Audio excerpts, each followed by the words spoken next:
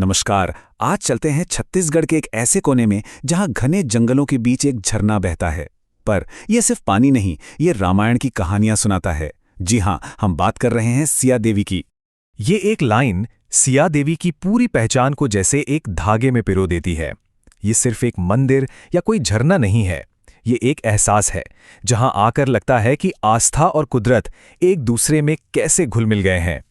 जरा सोचकर देखिए, घने जंगलों और पहाड़ों के बीचों बीच छिपी एक ऐसी जगह जिसकी कहानी सीधे त्रेता युग से जाकर जुड़ती है। यहाँ की हवा में, पानी की आवाज में आज भी वो पौराणिक किस्से ऐसे गूंजते हैं जैसे ये सब कल की ही बात हो। तो आखिर वो कहानी है क्या? चलिए उस दिव्य कथा के पन्नों को पलटते हैं जिसने इस गुमनाम से जंगल को सिया देवी की एक पवित्र भूमि में बदल दिया। ये बात है त्रेता युग की, यानी वो दौर जब धरती पर भगवान राम का वास था। सिया देवी की कहानी की जड़ें उसी प्राचीन समय से जुड़ी हुई हैं। तो कहानी कुछ यूं है कि वनवास के समय खुद देवी पार्वती ने प्रभु राम की परीक्षा लेने की सोची। वो माता सीता का रूप धरकर उनके सामने आ गई, लेकिन राम तो अंतर्यामी थे। उन्होंने देखते ही उन्हें पहचान लिया और मां कहकर प्रणाम किया। कहते हैं कि अपनी इस भूल पर देवी पार्वती इतनी शर्मिंदा हुई कि वो अपने वाहन यानी अपने शेर को एक लोहे की जंजीर से बंधा हुआ वहीं छोड़कर चली गई। और कमाल की बात यह है कि ये सिर्फ कोई सुनी सुनाई कहानी बनकर नहीं रह गई। आज भी उस मंदिर में शेर की वो मूर्ति मौजूद है और कहते हैं कि उसकी लोहे की जंजीर पर सदियों बाद भी जंग का एक निशान तक नहीं है। इतना ही नहीं, ये वही पवित्र जमीन है जिसे राम वन गमन पथ का हिस्सा माना जाता है। वो रास्ता जिस पर वनवास के दौरान राम, लक्ष्मण और सीता चले थे। और लोगों की मान्यता है कि यहाँ आज भी माता सीता के पदचिन्ह मौजूद हैं। लेकिन सिया देवी की कहानी सिर्फ पौराणिक कथाओं तक ही नहीं है। यहाँ कुदरत भी अपनी पूरी शान में मौजूद है और इसका सबसे बड़ा सबूत है यहाँ का झरना। सोचिए जरा, लगभग 50 फीट की ऊंचाई से चट्टानों पर गिरता हुआ दूधिया पानी। ये झरना ही तो सिया देवी की धड़कन है, जिसकी झरझर की आवाज दूर से ही अपनी ओर खींच लेती है।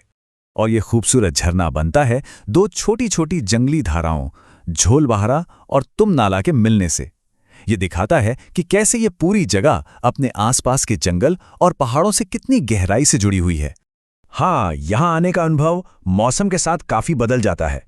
मॉनसून में तो झरना अपने पूरे जोर पर होता है और चारों तरफ बस हरियाली ही हरियाली। वहीं गर्मियों में पानी की धारा भले ही पतली हो जाए, लेकिन तब नीचे की वो विशाल चट्टानें और पत्थर साफ दिखाई देते हैं, जिनकी अपनी ही एक अलग खूबसूरती है। चलिए अब जरा मंदिर परिसर के अंदर चलते हैं और देखते हैं कि वहां ऐसा क्या-क्या है जो इस जगह को इतना खास बनाता है। जैसे ही मंदिर परिसर में कदम रखते हैं ना, लगता है मानो रामायण के पन्ने ही जिंदा हो गए हों। एक तरफ राम, लक्ष्मण, सीता और हनुमान जी की मूर्तियां हैं, तो दूसरी तरफ लव कुश की वो प्रतिमा है जिसमें वो अश्वमेध यज्ञ का घोड़ा पकड़ रहे हैं। यहाँ भगवान गणेश की भी एक बहुत ही अनोखी मूर्ति है जिसमें वो खुद शिवलिंग पर जल चढ़ा रहे हैं। और बस जरा सी दूरी पर झरने के पास एक शांत सी प्राकृतिक गुफा और ऋषि वाल्मीकि का आश्रम भी बना हुआ है। जो लोग यहाँ आते हैं वो एक बात जरूर कहते हैं कि इस जगह की शांति कमाल की है। बस कुछ देर यहाँ बैठने भर से मन की सारी भागदौड़ थम जाती है और एक अजीब सा सुकून मिलता है।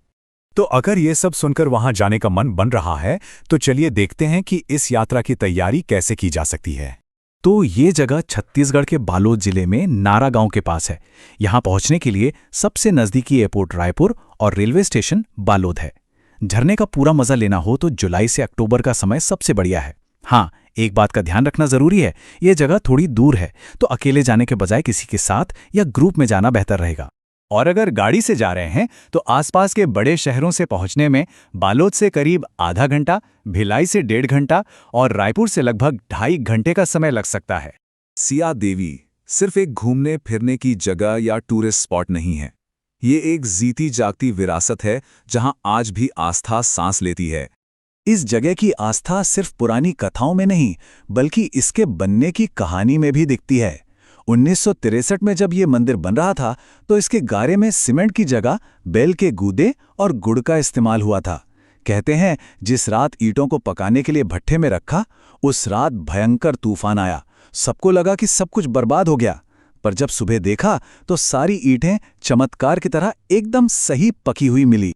और ये आस्था आज भी जिंदा है। नवरात्रि जैसे त्योहारों पर यहाँ सैकड़ों मनोकामना ज्योति कलश चलाए जाते हैं। कभी-कभी तो लोग गहरी भक्ति में अपने सीने पर जलता हुआ कलश रखकर 9 दिनों तक लेटे रहते हैं। ये सब इस जगह की जीवित आध्यात्मिकता का सबूत है। तो आखिर में एक सवाल जरूर उठता है, आज की इस भागदौड़ भरी जिंदगी में सिया देवी जैसी जगहों का क्या महत्व है? एक ऐसी जगह जहां प्रकृति की सुंदरता, पौराणिक कथाओं का जादू और लोगों की गहरी आस्था सब एक साथ मिलकर बहते हैं। इस पर सोचिएगा जरूर।